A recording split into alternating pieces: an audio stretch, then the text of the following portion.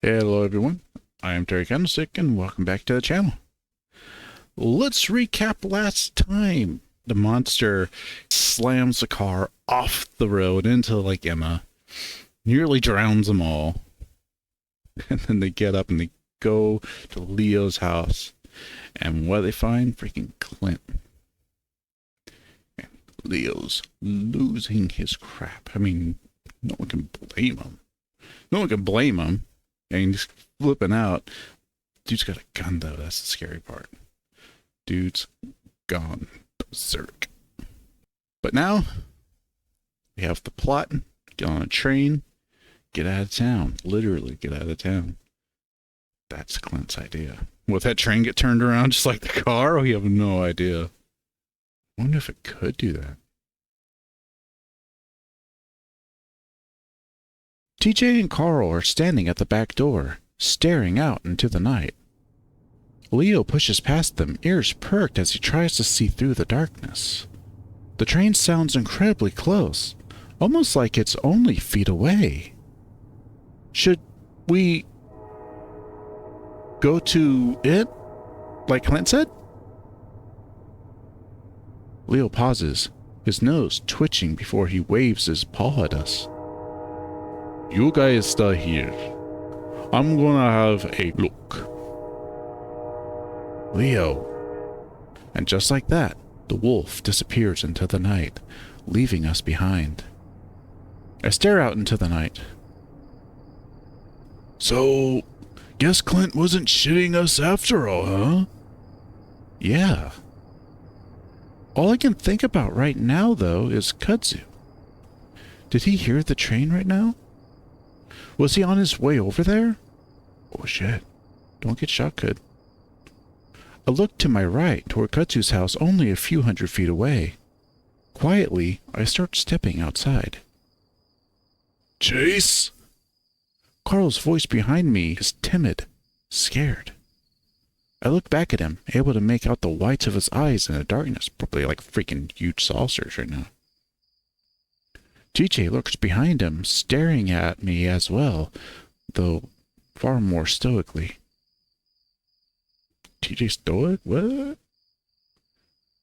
I'll be right back. I just need to check on Kudzu.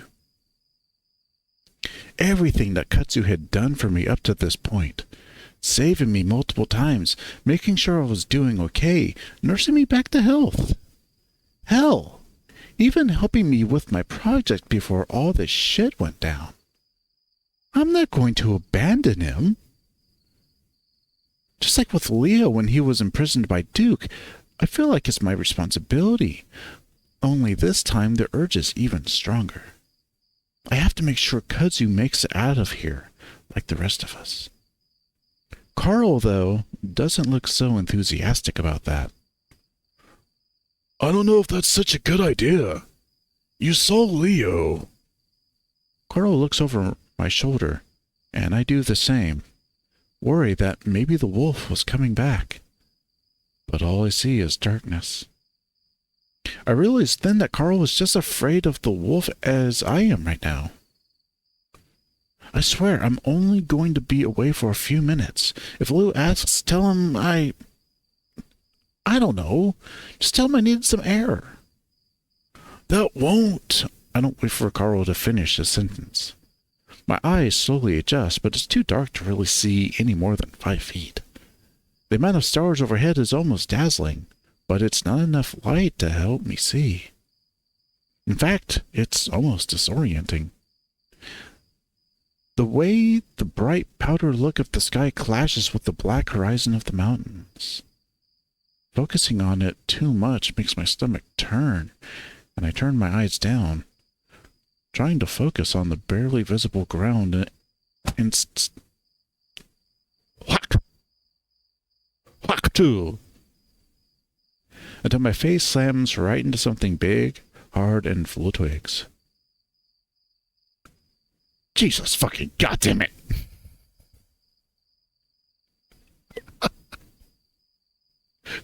Who said those exact words?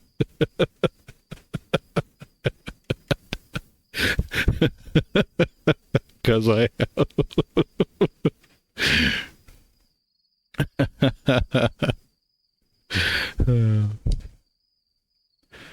I shout whisper into my paws, covering my nose, afraid for a second that maybe I ran one of my eyes through. A quick but shaky examination with my fingers puts that fear to ease, though now I feel like my muzzle has gone flat into my face. How fast are you going? That jolt had me feeling all the aches of my past two instances with cars. Duke. The monster. I stand there in the dark for a moment, gathering my senses. It's almost completely silent now. The train, if it was a train, has passed us by at this point. The metallic clanks and rushing sound is far behind me. Standing in the silence, though, is starting to give me second thoughts. I'm pretty sure there aren't any trees between Leo and Kudzu's house. Did I get off track somehow? Something cracks a little ways ahead of me, and I freeze up, my ears twitching. I listen hard, trying to hear anything above the crickets.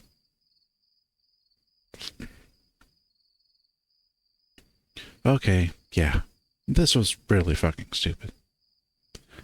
I remember that I'm not all that far away from Leo's house and look back at the yellow squares of windows in the distance. I should probably go back to reorient myself and try to get to Kudzu's house again. As I'm turning around, though, another crack behind me, followed by a muffled voice. Fruit. I freeze at the voice. I open my mouth to try and quietly call out, but stop myself. I can't be sure, but it sounded like Kudzu, albeit muffled and low-pitched. I decide to wait a while longer, with one foot pointed out toward Leo's house. And then, this time the sound is right next to me, and I jump in the air. I make a run for the house, and immediately trip over several rocks, going face first into the ground. I'm scrambling at the ground with my paws and feet when I hear the voice again. Whoa, whoa, Chase? I slump back to the ground in relief. Oh my God, Kudzu! What the hell are you doing? I feel the raccoon's paws fill over me, then pull me back up to my feet. I heard a train. Then I saw someone. Are you okay? From the faint light of the stars, I can make out Kudzu's ears and the tip of his muzzle.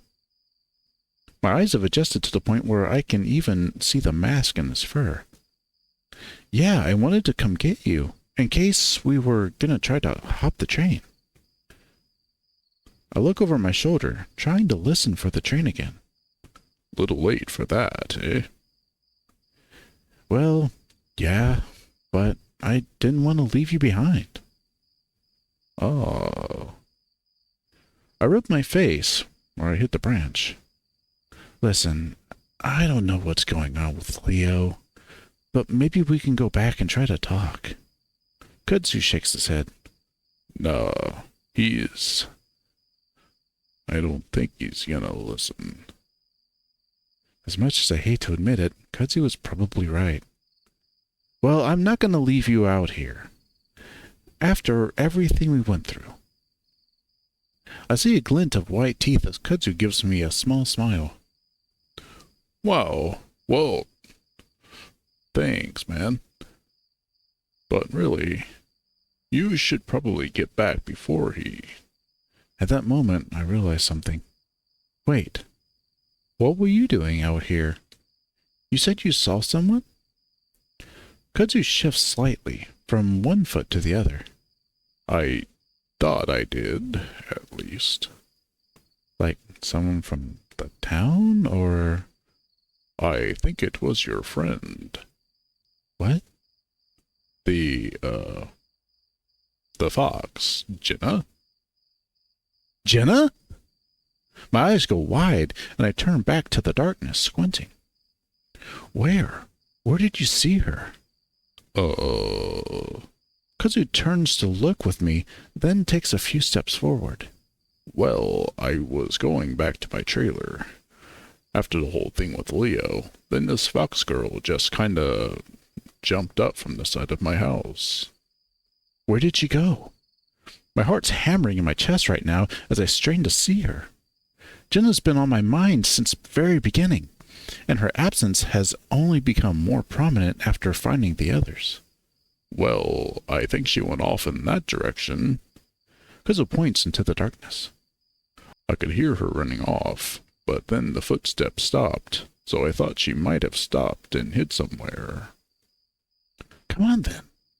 I motioned Kudzu forward and stepped toward the blackness of the wilderness. Hold on. I was going to grab a flashlight. There's no way we're finding anything out there at this time of night. You go get them. I'll wait. Of course, I'm terrified of being left alone, but I'm also terrified of Jenna running away if I don't keep watch. I'm getting the feeling that she might be under the same influence that Carl or TJ had been earlier. You sure? Yeah. I want to stay here in case she comes out. I wave him away. Go, go. Okay, but yell if something happens, all right? Okay. Kudzu goes in and comes out within less than a minute, though it feels way longer than that. While he was gone, I risked a few loud whispers of Jenna's name, but I didn't get any response. Pretty soon a beam of light is sweeping the dirt, sagebrush, and cacti as we slowly make our way in the direction that Jenna had run. Apparently, it was through the backyard and out toward the desert. I'm worried that maybe she didn't stop running. Why was she running? Did she say anything? I whisper softly to Kudzu as I follow along with him, one hand on his shoulder. No, just looked up at me and took off. Looked terrified of something. I frown, my paw tightening a bit on the raccoon's shoulder. Maybe it's just because she doesn't know you, right? Maybe she was heading to Leo's place. Maybe.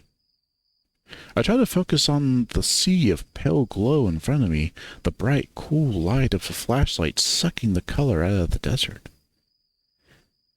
The grays and whites all sort of blend together after a while, and the swinging motion of the beam starts to lull me into a weird hypnotic state.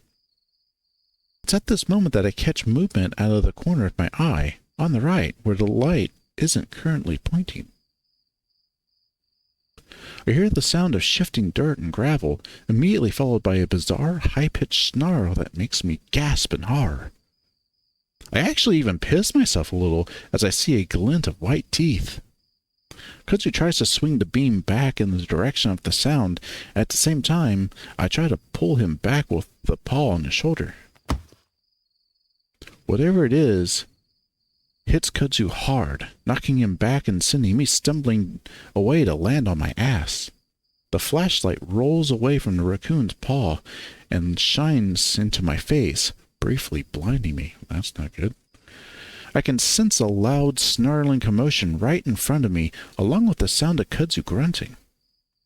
Nimbly, I reach out and snatch up the flashlight, then turn it on the sounds. First, I see Jenna with her ears back, teeth bared, swinging her paws at a crumpled heap on the ground. That heap is Kudzu, and he's got his arms up in self-defense, snarling back, his eyes wide. Jenna! Just like that, the snarl drops from her face, and her eyes snap up to mine. Chase? But then, the position is suddenly reversed as Kudzu grabs the fox by the wrist and practically barrel rolls. Now Kudzu sits on her back as he keeps a hold on her wrist. Wait! Stop! I rush over to them, grabbing Kudzu's upper arm, trying to pull his paw away from Jenna. It's okay, she's good. She recognizes me. Kudzu only hesitates for a moment before scrambling off the fox and backing away, breathing hard. Jenna quickly sits up, absent-mindedly brushing off her shirt as she looks up at me. Oh my gosh! Chase! She says it in a hushed whisper, putting a paw to her mouth. Jenna, are you okay? I reach down to help her up and she immediately goes in to hug me. I stand there awkwardly for a moment as she buries her face into my shoulder, gasping for breath. I'm not sure if she's crying or not. Are you okay? I ask again, patting her back awkwardly. Sorry. Sorry. I'm fine. Jenna steps back and wipes under her eye with the back of her paw. I didn't know where any of you were. Where were you? Jenna looks all right, for the most part, except for a bunch of dirt on her clothes and in her fur. But then, I don't know if that's from before or after she was wrestling with Kudzu. I don't know. I was out in the desert and... It's still dark, obviously, but I can make out the frown on her face as she seems to be struggling for words. Finally, Kudzu steps in. Hey, let's get to my trailer. We can talk it out in there, all right? Jenna silently nods, then seems to really focus on Kudzu. Wait, who are you?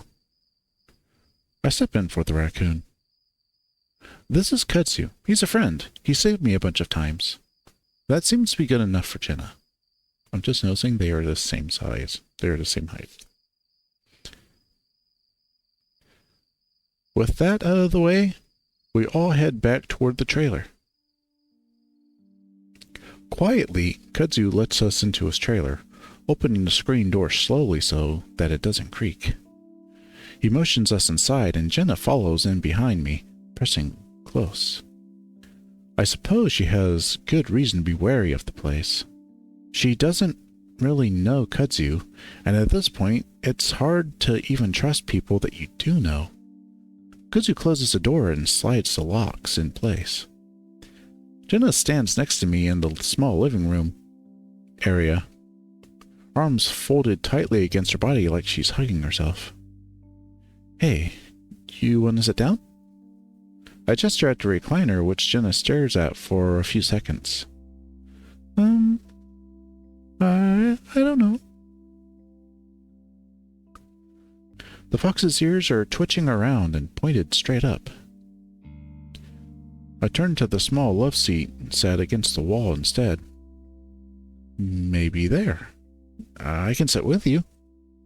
After a few more moments of staring at the couch, Jenna finally nods. She walks stiffly over to the couch, looking at it for a moment before finally sitting down. I notice 3 clumped up patches of fur on the back of her neck, and it takes me a moment to realize that it's dried blood. Had someone attacked her? Had she hurt herself? Jenna still doesn't relax when we're settled, and is instead sat bolt upright, leaning hard against my shoulder. Much like her ears, her eyes are darting around, mostly over to the curtained window to our right. Meanwhile, Kudzu elects to sit in the empty recliner after turning it a little to face us. The scraping sound it makes on the floor causes Jenna to jump. Kudzu pauses, blinking, then settles back in the recliner. Sorry, I really should put a rug under this thing. Jenna doesn't say anything, and instead just looks back at the window. Kudzu shifts awkwardly in the chair, then looks at me. I look at Jenna, trying to think of something to say. Jenna beats me to it. Do you know where the others are? TJ or Carl? Oh, yeah. Yeah, they're at Leo's place. Them and Leo. Jenna frowns at me. Then why are we here? Let's go. She starts to stand, but I reach out a paw, grabbing her arm. She flinches and yanks away from me, standing up fully. Sorry, just hold on a second. It's complicated. Why? Jenna takes a step back from me, folding her arms. The look in her eyes is worrying, like she's starting to not trust me. Look, Leo, he's kind of uptight right now. I guess I just wanted to give him some space. Give myself some space, really, away from him. Kudzu shifts in his chair again. He kicked me out. Things got a little heated between us. Jenna looks at Kudzu, the deep frown still on her face. Why? Leo wouldn't do that without a reason. She looks back at me as if wanting some sort of confirmation. I nod. Leo isn't himself right now. I'm really worried about him. Can we go over there and talk to him? I open my mouth, but I pause, trying to think of the right way to say it. I don't know. Not right now. I'm not leaving Kudzu. So I'm gonna have to think of a way to get Leo to calm down. I'm also considering just staying separate from him until we can get out of here, but I don't want to tell Jenna that. She looks stressed out enough as it is. Now that I think about it, I wouldn't be surprised if Leo is out there hunting for me right now. Odds are that he's going to come here eventually. Maybe he jumped the train already. That reminds me, though. Oh yeah, we think we found a way out. Really? Yeah, apparently a train goes through here once in a while. We're thinking we can hitch a ride on it. Jenna takes that in, then just nods. The silence drags out for a minute or two before I finally lean towards her again. It's okay, just sit down and relax for a minute. She does so with even more hesitance than the first time, sitting on a couch cushion like it might be a landmine. So, where were you these past few days? If you want to tell me, I mean. Jenna stares at the floor, then shrugs. I don't really know. It's kind of a blur. I nod.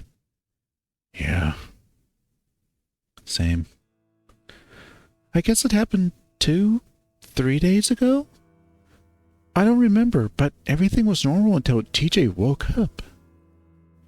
It was like he was in a trance or something. I wasn't sure what was wrong with him. I thought he might have been having a seizure. Then I thought he was in a psychosis of some kind.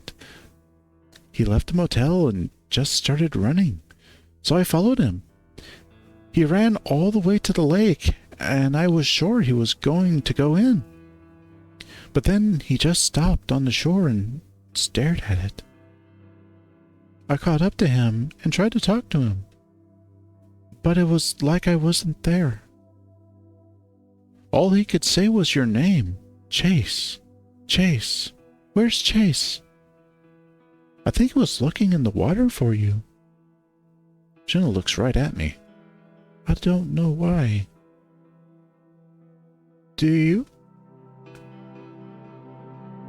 Of course not. I shake my head. I have no idea. Liar. The couch tilts. And so I sort of grabbed his shoulder to lead him back, away from the lake. But then he turned on me, and he sort of just changed. The water changed that day.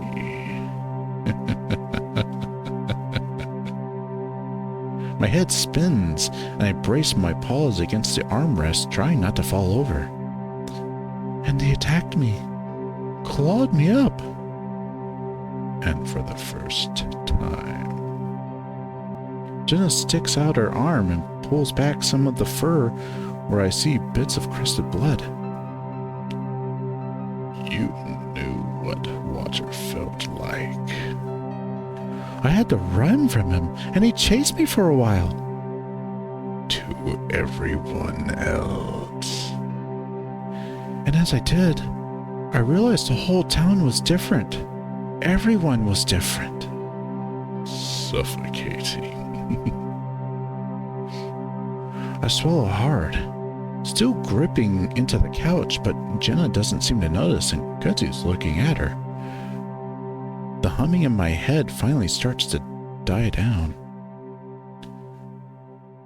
You say he's at Leo's? Is he okay?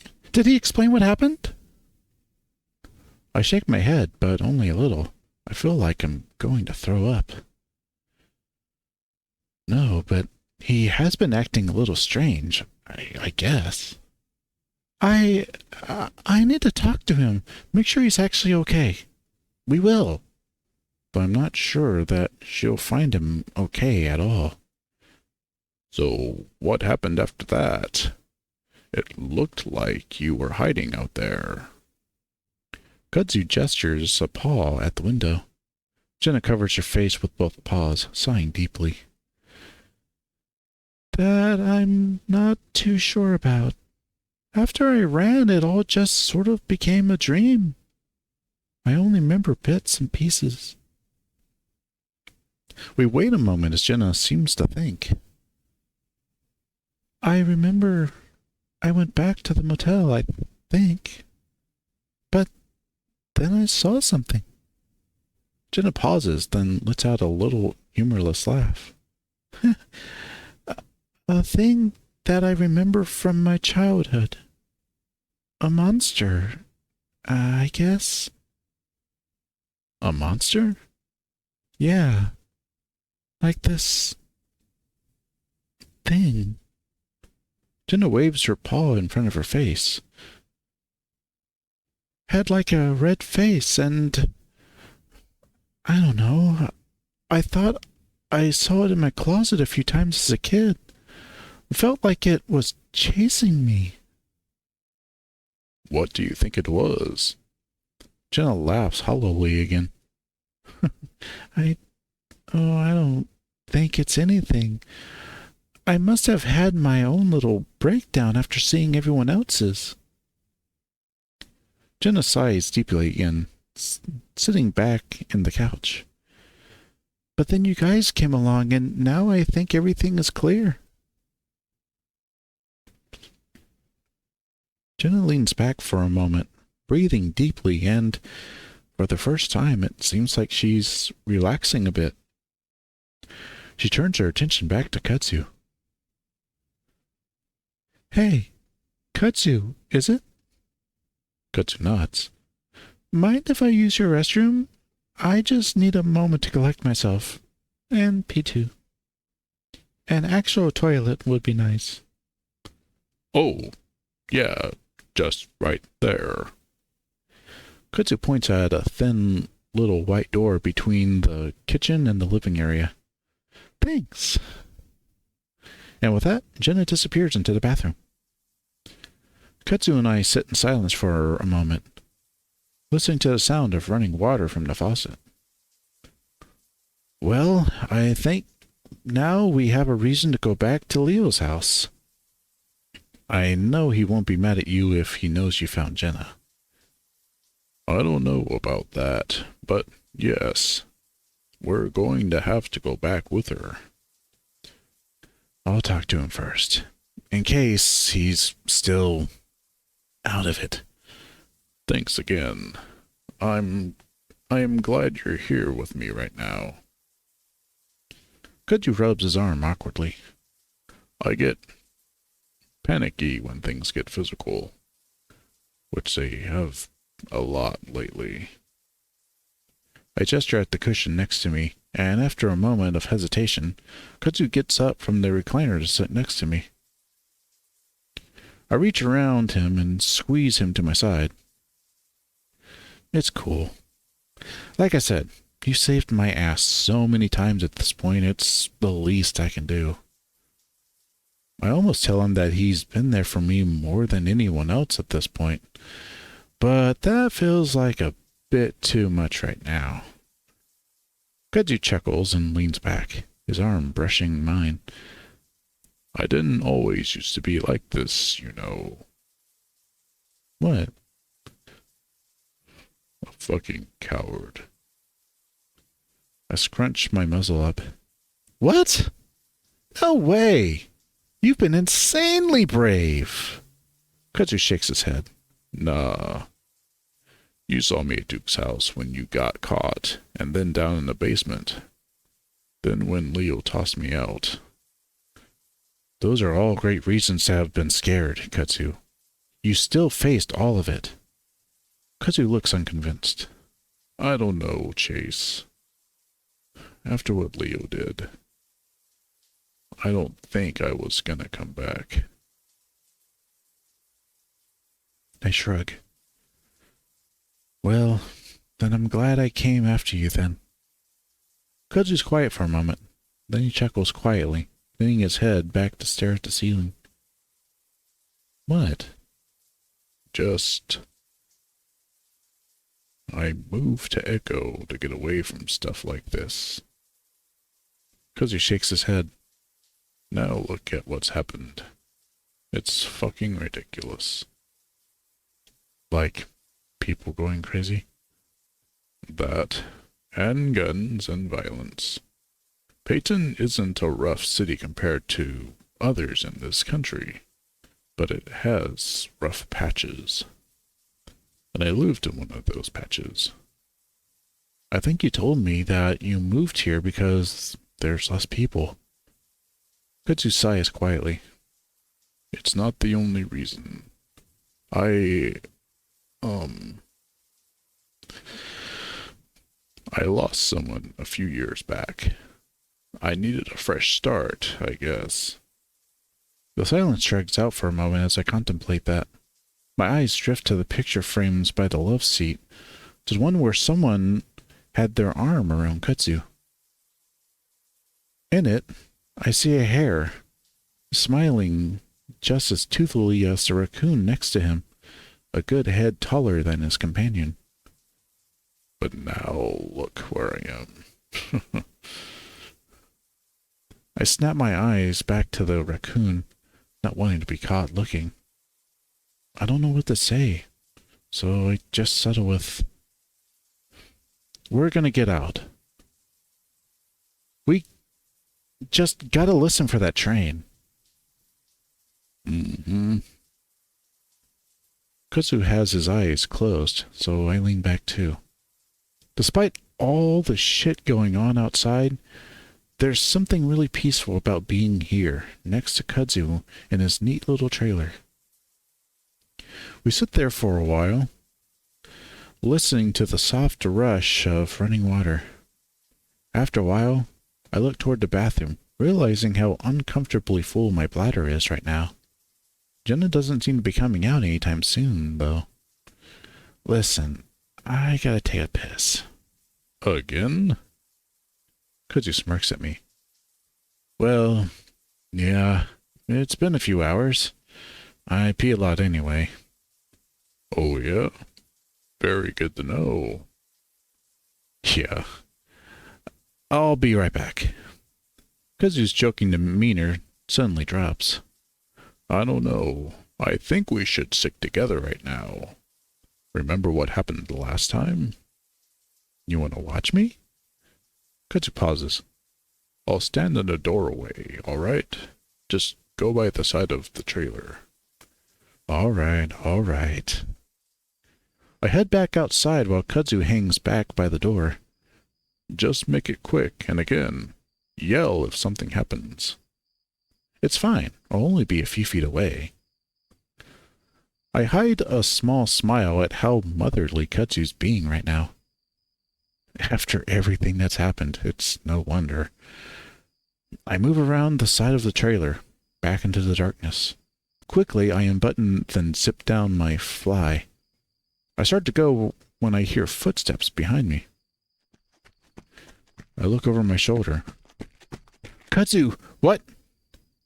And then, two massive paws wrap around my body. I look down and get a glimpse of thick claws and brown matted fur. Oh, fuck. I scream as I'm pulled back into the dark toward the desert. I know who it is immediately. The smell is unmistakable. Oh, shit. And that high-pitched voice cursing as he drags me along through the brush. Chase! Kudzu's scream seems like it's only a few yards away. He's going to catch up to us, and then... I don't know what. Try to fight off Brian, I guess? But just as I'm thinking that, Brian picks me up off the ground and practically throws me.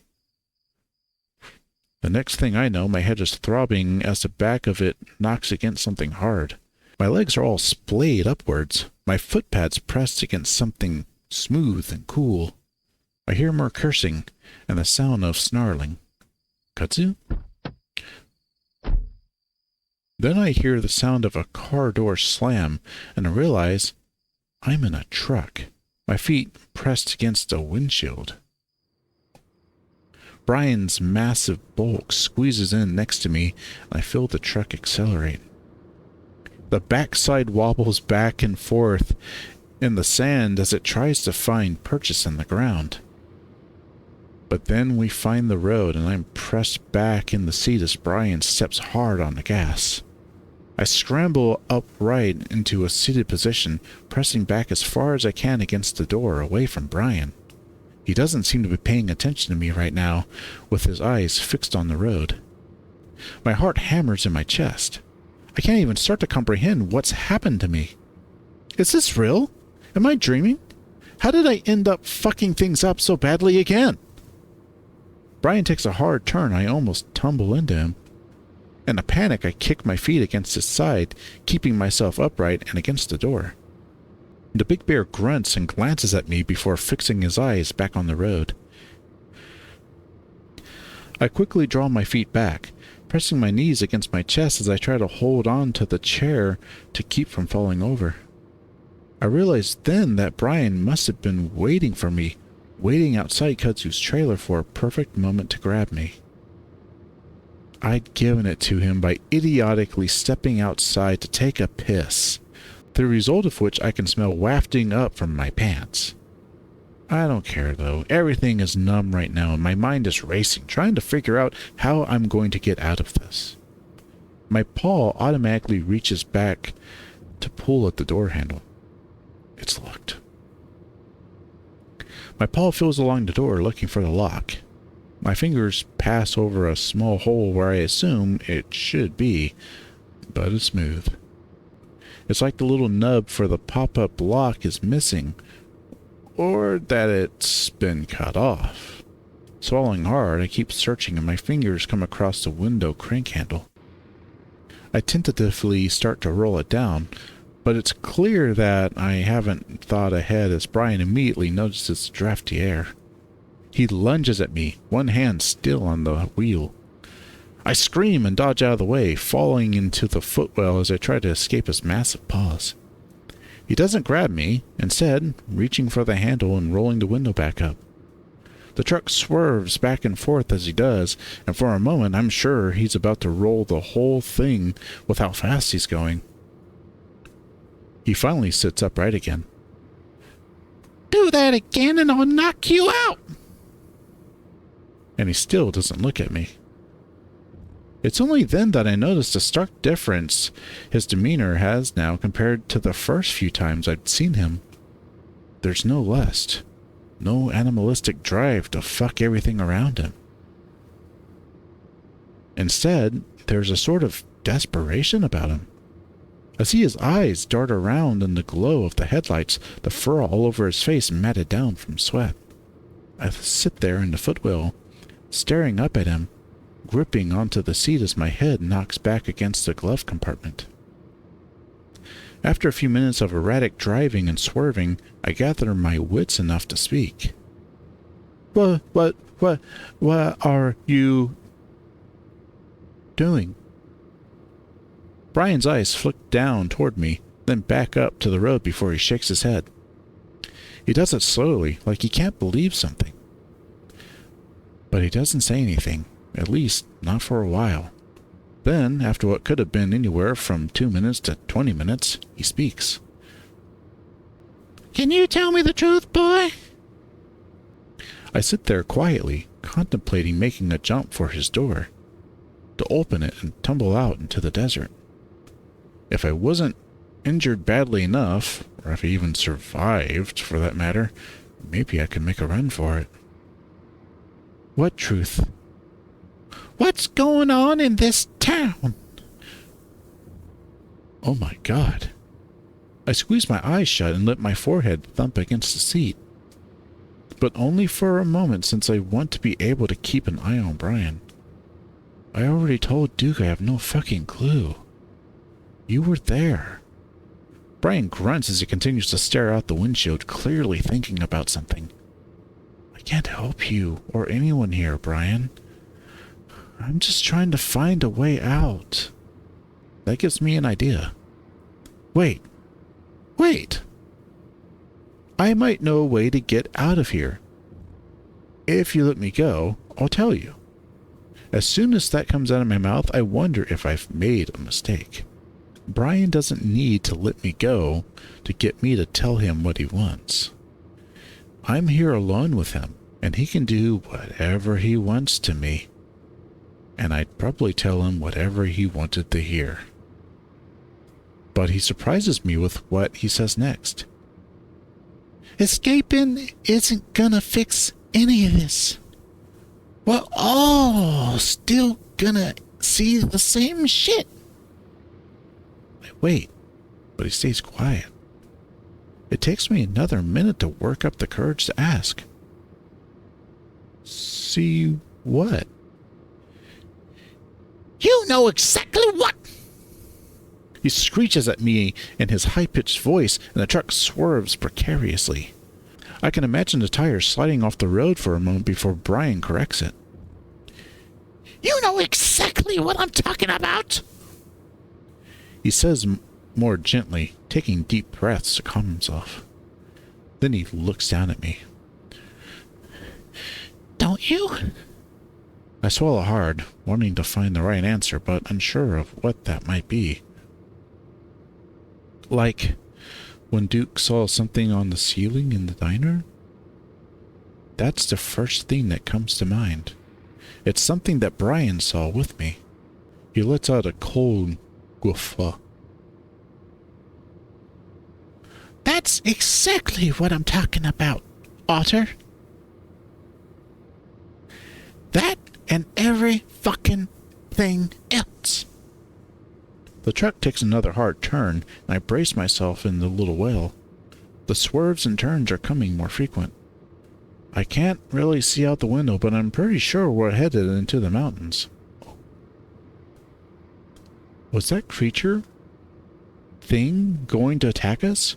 Should I warn Brian?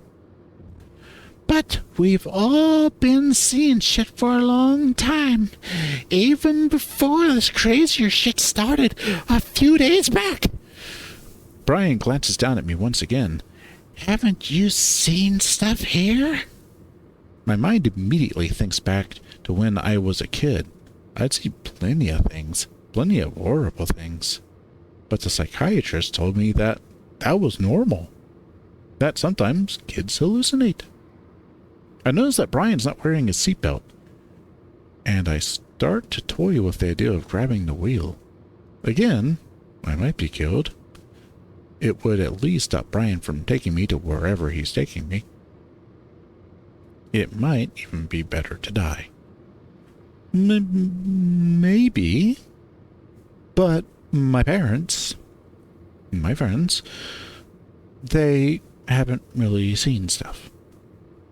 Except Jenna and now TJ and Carl after all this started. Brian grins with his crooked and missing teeth. Seems we only see shit if there's a reason to.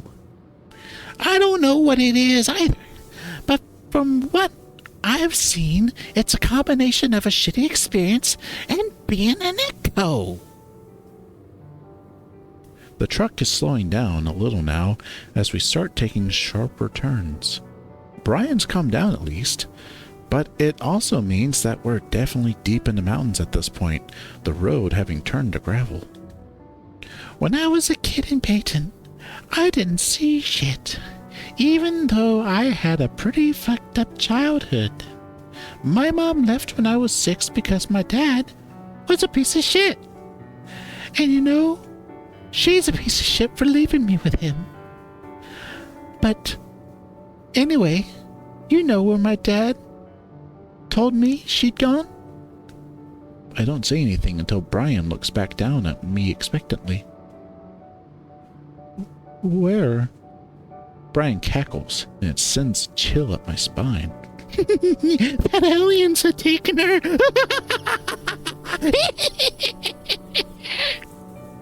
I pressed myself deeper into the well, wishing I could just disappear into the floor. I think he must have been drunk, or high, or both, but it stuck with me, you know? I nod, trying to keep the bear happy as he drives along a road so curvy it seems impossible in my mind. Then, when I was a teenager in 87 or so, I got myself a boyfriend. Well, more of a fuck buddy. We kinda hated each other. He talked too much, but he was a good fuck, and the only other faggot I knew. So I came here every other week or so to fuck him. But then something weird happened on my second or third trip out here. I remember the moon was red that night because of the forest fires out west. And I kept looking at it, and that's when I saw a flying saucer. One straight out of a cartoon with the lights and a dome on top. I couldn't believe it. But there it fucking was floating through the sky. And you know, even though it looked stupid as fuck, I knew. Brian takes a big, wide turn. The truck slows more and more until it comes to a rumbling halt. My ears ring in the silence as Brian continues to stare out into the night, the headlights lighting up his face. I knew I saw it, and it was fucking evil. I just knew it. Brian finally looks down at me again. That night, and almost every night after, I'd wake up and couldn't move, and aliens would be around my bed. And there was this one alien that I knew was my mom. She didn't look like my mom. She looked like an alien. But I just knew it was her.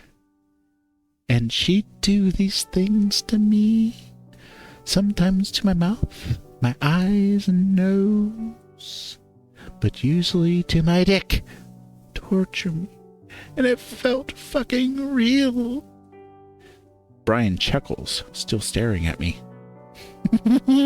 Fucked me up good, and I blamed my boyfriend for it, for bringing me to Echo, because I was sure that's where the evil came from. I outed him that year, and he had to leave town because of it. The massive bear shakes his head. Didn't stop the dreams, though. Brian puts the truck in park, then shuts off the engine. We sit there in the darkness and silence, and even though I just emptied my bladder, I feel like I'm gonna piss myself again. Never told anybody that before? I don't say anything as I just breathe through my mouth, trying to make as little sound as possible. There's something fucked up in this town that makes us see things. Feel things from our past or some shit. Duke told me about it. How it's been happening a long fucking time. But he thinks there's a way to fix it. Brian suddenly opens the door and jumps out. He slams the door hard enough to make my ears pop. For about 5 seconds, I will myself to move, to run, to open his door and sprint into the night. But my body refuses to move, and before I know it, the bear is yanking open my door and grabbing me by the wrist. And if you help me out with this, we can be done with it for good. He pulls me out roughly. My legs are like rubber when he sets me on the ground, but he holds me up easily with his paws on my arms. Can you promise to help me? Then I'll let you go, and you'll be free of the evil, okay? All I can do is nod dumbly. All right. It's gonna be okay, Otter. I promise. Brian transfers his iron-like grip to my wrist and starts to pull me along. I stumble after him weakly, trying not to trip in the darkness. Brian stops next to the truck bed and starts to rummage around inside. I feel like I'm gonna pee again. What do you need me to do, though? Brian finally pulls something out, and it looks shiny and heavy. I open my mouth to scream, but that's when a burst of light comes out of one of the ends of it. It's a maglite. I stare at it, gaping stupidly. Brian sweeps the beam of light around. All around us is gravel, sagebrush, and some cacti. I have no idea where we are. I need to get something, and it's in a place that's too small for me to squeeze into. I need your help to get it, okay? Oh, okay, but what is it? Brian ignores me, looking around. He seems to settle on a direction and sets off, pulling me along with him. Anyway, it makes me think. All these ghosts and UFOs and monsters people see in the woods, I think they're all connected somehow. Yeah? I focus on trying to keep the bear happy, pretending to be interested in his ramblings. Meanwhile, we're not even on a trail, just pushing through thick brush and sharp rocks. Yeah, like little bits of echo are everywhere in the world. Some small like a house, some huge like a town. That makes sense? No, it doesn't. None of this makes sense. But I have to focus on getting away from the bear. I know I should have made a run for it back in the car, but there's no helping that now. We walk for about 100 yards. As we do, the land starts to incline and become steep. Brian even slips up a few times, and I'm worried he's going to fall on top of me. Each time he manages to catch himself, then yank me up after him. After a few minutes of huffing and puffing, we reach a bit of outcrop with some large boulders. Brian lets go of me and clambers up the side of one, and before I can even think of running, he's turned around and grabbed me up by the scruff. I squeak as I'm lifted into the air, feeling like a pup again, before I'm set down beside the bear. Brian looks around, keeping a hold of my wrist as he does. After some stomping and looking around with his flashlight, he seems to find what he's looking for. He brings us to the edge of a boulder, and then he lifts me up again, this time by the wrist. I kick around for a moment before he lowers me slowly into a dark, spacious hole. I start to wonder if it's going to go down for a while, and I panic, before my feet touch down on soft, cold dirt. Musty, cold air wafts from the black space in front of me. Immediately, Brian drops down next to me, snatching up my paw again. He shines the light into the dark patch in front of me, and I see what looks like a narrow tunnel burrowing into the side of the incline we're on. What is that? Brian grunts and starts to pull me into the opening, but I pull back. Brian yanks me hard, and I feel like he almost dislocates my shoulder. I yelp loudly. Shut up! Brian hisses at me, and he turns sideways to fit better into the tunnel. It's the mine, you idiot! What? I look back at the opening back toward Echo, gently illuminated by moonlight. I thought it was sealed? It is. This is a back entrance. Duke told me about it years ago. He said his family's known about it for decades. We push through for a while until we come to another tunnel, this one twice as wide as the one we were just in. Ooh, that's a nice picture. It branches to the left and the right. Brian stands there for a moment, inhaling deeply as he looks around. Hang on, it's been a while. I can't help myself from blurting out, You don't know where to go? I expect him to hit me, or something, but he ignores me. Finally, he pulls me to the left.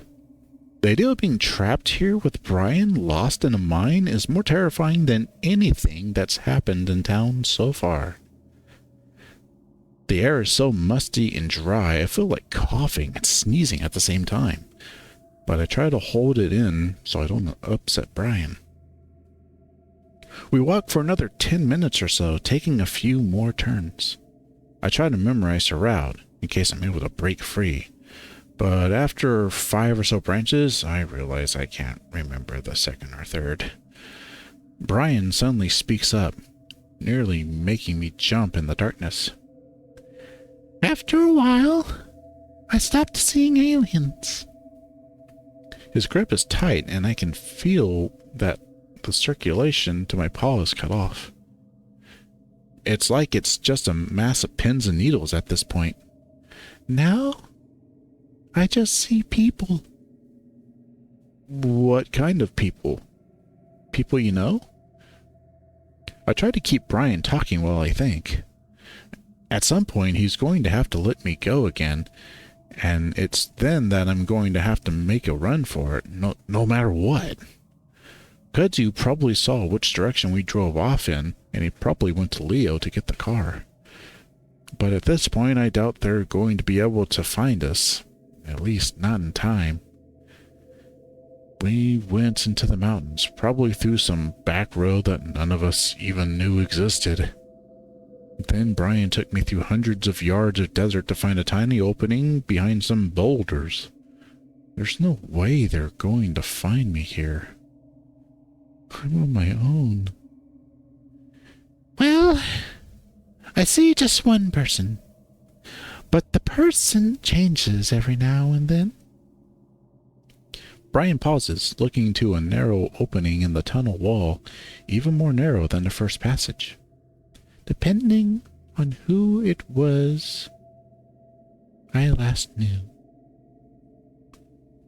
Before I can figure out what he meant by that, I'm shoved hard, forced to enter the passage in front of Brian. It's just wide enough that I can walk straight, my shoulders nearly touching both sides. Brian, on the other hand, has to suck in and move sideways, grunting, cursing, and making all kinds of noises. Brian let go of me as he tries to pull himself through, though he keeps knocking into me to send me forward. I could try to escape, but I have a feeling that doesn't exist ahead of me. In fact, it feels like I'm being trapped. I can't explain it, but I start to get a terrible feeling that something awful is waiting for me at the end of this passage. And then I start to smell something. It's old and almost covered up by the dust and mustiness, but it's definitely there. Sweet and sick. Something rotting. It feels like ice water is poured down my back and I freeze, only to be given a shove by the bear behind me. I fall forward into a wider opening. The smell entombs me, and I know without looking that I'm surrounded by death. I lay there on the floor, not moving, listening to Brian as he tries to squeeze through the opening. I can remember years ago when I was maybe 12, walking along the dirt road back home after hanging out with Carl. On the side of the road I saw some roadkill, and just as I passed by I could see the white maggots writhing through the fur. The smell from that single moment was almost unbearable, and I gagged and ran past. And while the odor in here is a bit more faint, it's almost exactly the same. I hear Brian finally shift free from the exit, and he shines the light back down on me. I know I should run. I know I need to get the fuck out of here. I know I should be fighting like hell. Because I know what's coming. Is this what it's like for people who get kidnapped or murdered? People wonder why they didn't fight harder or run when they had the chance. I should have ran the second we stopped in the truck. But right now, it's like I'm stuck in ice. My frantic thoughts are interrupted as Brian grasps me by the back of the shirt and pulls me back up to my feet. I'm not able to stand and just sort of crumble down next to him. The bear grunts and just drags me along into the little opening that we're in, dropping me against the wall. As Brian fumbles with the flashlight, I get a glimpse of my surroundings. It's small, maybe about 15 feet long and 10 feet wide. It's narrow enough that Brian takes up most of the space. I'd be hard-pressed to get past him. I draw my knees to my chest and hug them, feeling numb. God, you're such a useless piece of shit. I watch Brian lean over something against the wall. It looks like 2 long, polished pieces of wood. Brian tips the flashlight down. I see that those pieces of wood are attached to a shovel and a pickaxe. Brian grabs a pickaxe, and for a heart-stopping moment, I think he's going to turn to me. But instead, he reaches into his pocket and pulls out something small and rectangular. It's not until he opens it and shines his flashlight on it that I see it's some kind of small notebook. The bear looks at the notebook, then back up at the little cave we're in. The silence is almost unbearable, and I feel the need to say something, if only to fill that silence. What are you doing? You know exactly what he's doing. Brian ignores me as he continues to search for something. I whimper softly in the back of my throat. Please. About to be murdered, and you just beg like a little bitch. Shut up! I can't help it as I hiss through my teeth at that goddamn voice. I don't need to hear it, especially now. Brian stiffens and turns around. What? I shake my head, squinting and unable to see his face as the bear turns the light on me. No, it's nothing. No! You were talking to something. Did you see someone? No, I don't know. I don't know. I shut my eyes against the light and see only blood red. Brian chuckles and my vision goes back to black as he takes the light off me. I was the same way as you. Let me tell you something, though. Ignoring it ain't gonna make it go away. Brian finally stops scanning the dirt and crouches down. It takes me a moment to realize what he's looking at until he reaches down and picks it up. A smooth stone. Brian looks at it for a moment, thinking. Then he drops it off to the side and looks back down at his book. Daniel, 19. Ferret. He was the smallest, I think. Should be enough room. Brian shines light back down at the ground for a moment, then seems to make up his mind as he sets the butt of the flashlight on the ground. It brightly lights up the ceiling, leaving us in a dim yellow glow. Brian eyes me for a moment, positioning himself so he can watch me while also doing his work. Crouching over, Brian starts breaking through the hard surface of the dirt with the pickaxe, grunting with each stroke. He can only do little short swings, the ceiling too low for Brian to even stand up straight. At this point, the smell of Brian has almost overwhelmed the stench of death. I guess it's one of the few things I don't mind his smell covering up. Why aren't you at least trying to escape? Because he's in the way. Because you're a coward. What the fuck are you talking to me now? I thought you left. I never left. You know that. You felt me even after you left the town. shouldn't have come back. Probably not. Going insane brings back memories of my old life. I'm going insane, and it's bringing back all of my old demons. No. I think it's because you're in the mind. I think you figured out that it's the source of everything. Haven't you? The voice I've been trying to ignore all week has changed. It's not vague or insidious anymore. It's more natural, like a real person. More like what I used to hear when I was a kid. Well, I was a real person. Sometimes I even doubt I am that person. It chuckles and I feel the back of my brain itch. More like a... what do you call it? A simulation.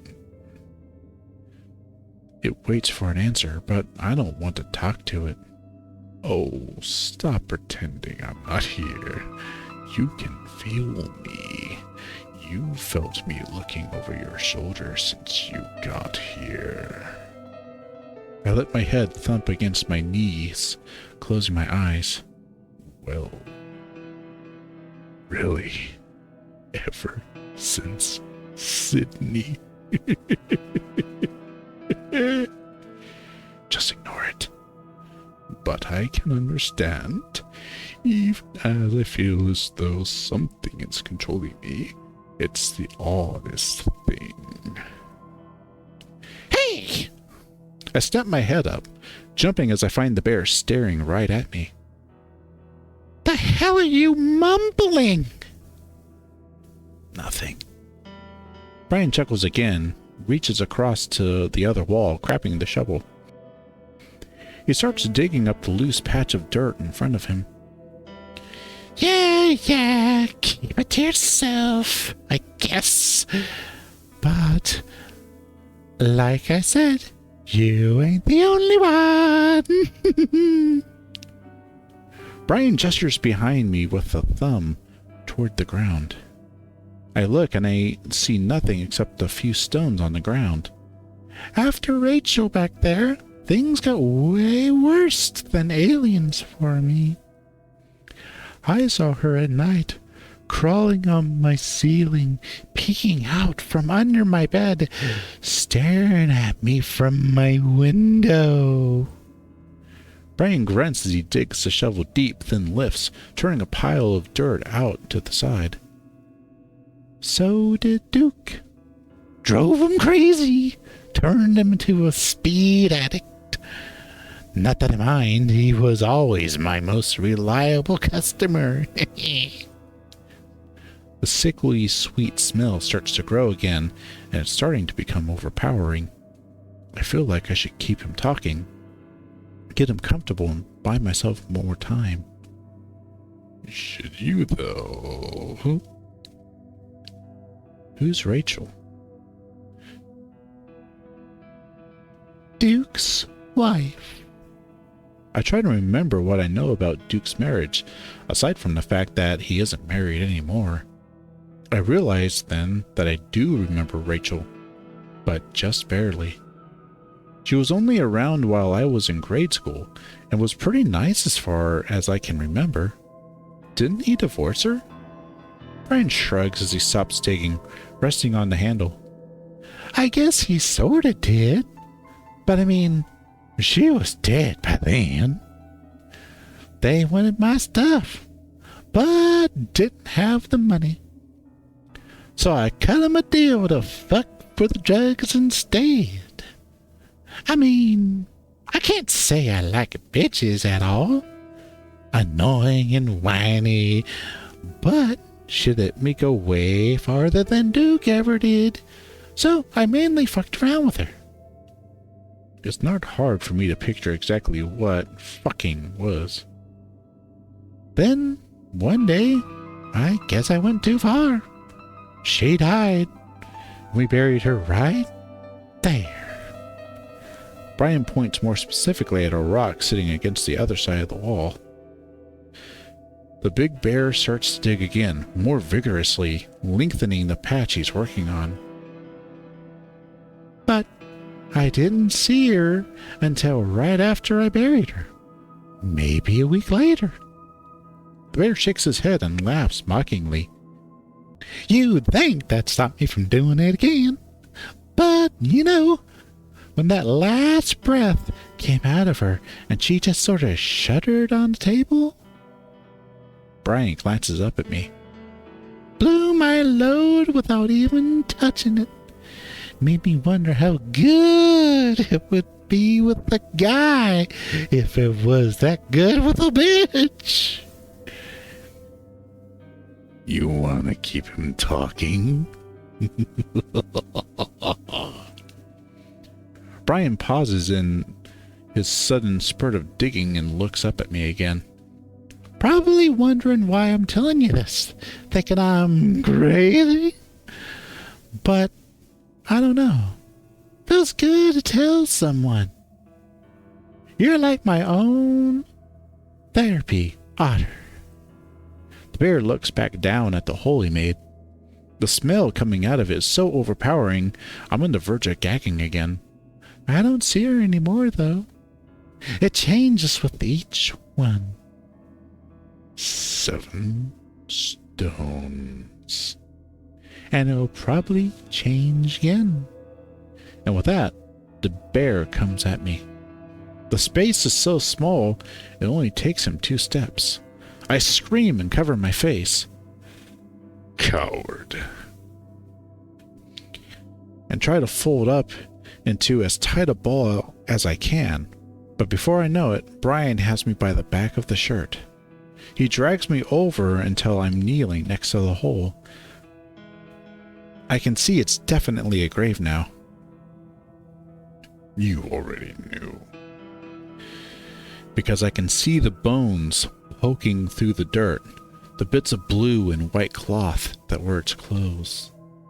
You mean Daniel, the 19-year-old ferret. I feel like me telling all this to you, and me being nice to you so far, maybe don't come back after me. Just move on. I feel Brian move around me, then press something cold into the back of my head.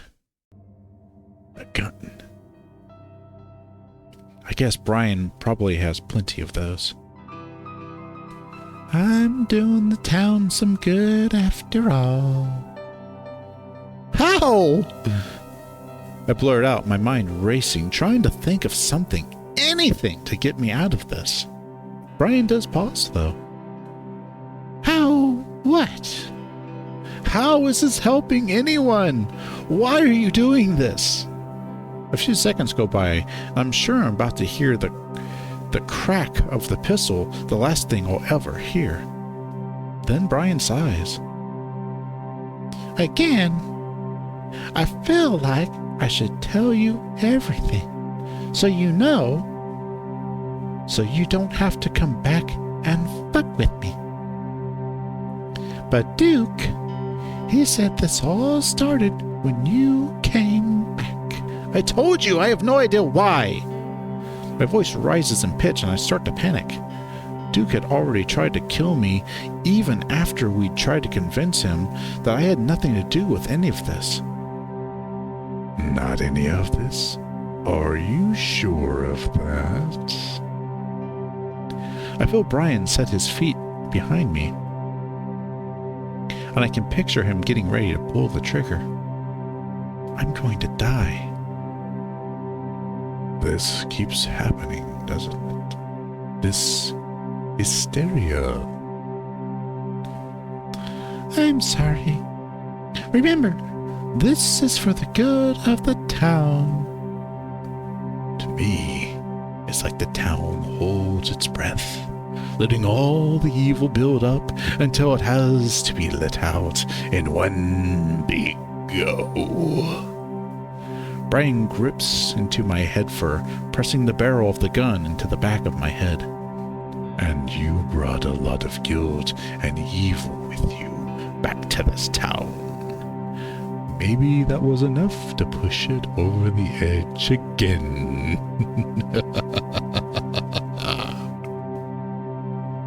Rest easy. So in a way, it is your fault, isn't it? My eyes are watering, and I don't know if it's from Brian's grip in my fur or if I'm crying. Help me. I say it to you. One option. Look to the right.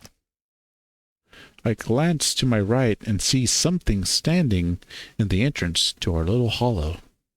It's faint, either because of the dim lighting or because the thing itself isn't opaque. Oh, it's tall, white, and gangly, and its long fingers nearly touch the ground. Its face is heart-shaped, the whiteness of it interrupted by massive, shiny black eyes in its face. It stands there motionless, watching us. I stare back, open-mouthed. Brian must have taken notice, because the next thing I know, the bear squeals. It's so loud and high-pitched I wince. Brian lets me go just as the thing moves. It seems to lean forward and glide towards us, but the gliding is stilted, like a film with half-seconds missing from it.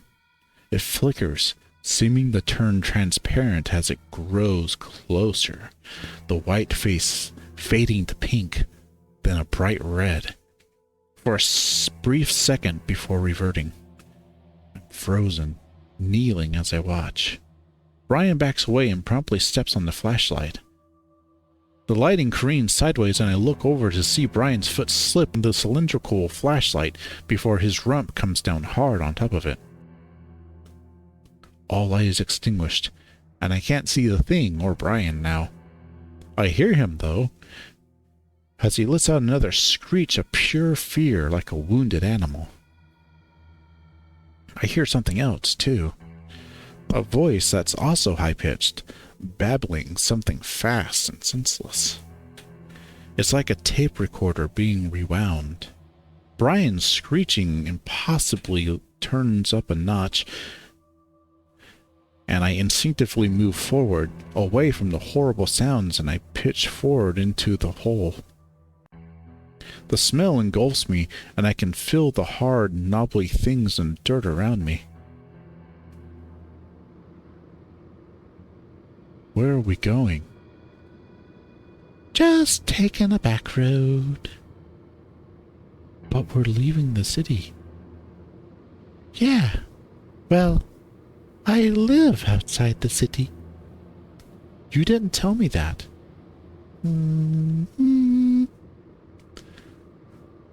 Let's just go back to the club. All right, pull the fuck over. Let me out. I said pull over. Where the fuck is the lock? You best not be doing that. Hey, get off me! I gasp and scramble out of the grave, gagging uncontrollably. Once I'm out, I curl up on my side, drawing in my knees again. The horrible screeching and bizarre babbling language continue, though the sounds from Brian are more ragged now. Occasionally, the room flashes with light as Brian shifts around, but I face the wall, not wanting to look. Get up.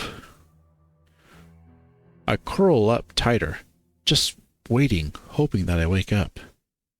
You sniffling little shit! Get up!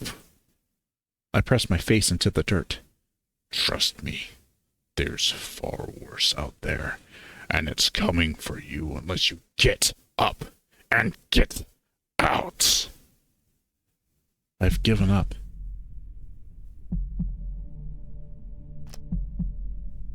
You force yourself up onto your hands and knees and start crawling in the direction of the exit. The flashlight continues to be rolled around, giving you glimpses of where you're going. The sounds from Brian have stopped. Now it's just mechanical gibberish that seems to be growing in pitch and speed. but you don't look back. You don't need to see that. The otter is already broken enough. Soon you're crawling through the exit, and a cacophony behind you is immediately muted. It becomes more and more faint until it almost disappears as you come out the other side. Once you're free, you stand up in the comparatively cool, fresh air. The main tunnel. You remember this place. You also know the tunnels like the back of your hand. It's pitch black. But if you feel along the walls, you should be able to find your way out. You head to the right, down toward the end of the main tunnel with your right hand dragging along the wall. Then, you feel an opening with your hand. You take a left, then another right. And finally, a final right that takes you out the back exit. Nick had drilled the directions into your head far too many times for you to...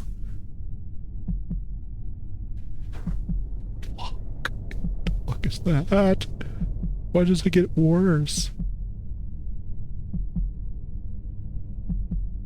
Red eyes appear at the end of the tunnel, at the end of the last stretch. You freeze and observe. Things in the mines can hurt you, far worse than things outside. Brian had just experienced that. But you're not sure. Is this one of the otter's demons, or... No. No, it's something else. Something you're not quite seeing correctly. A friend? The lizard? He's warped. Chase! I slump to my knees, shaking uncontrollably as Flynn shines a light down on me. Fuck, Chase! Come on! Let's go! Flynn yanks me to my feet, and the next thing I know, I'm stumbling after him. Out of the mine, and out of what I'm now completely convinced is hell.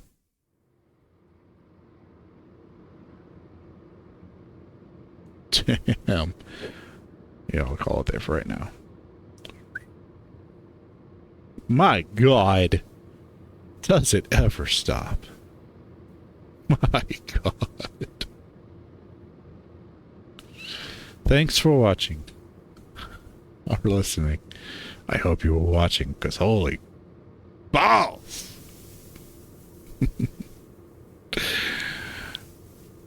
I'll catch you on next time. Bye.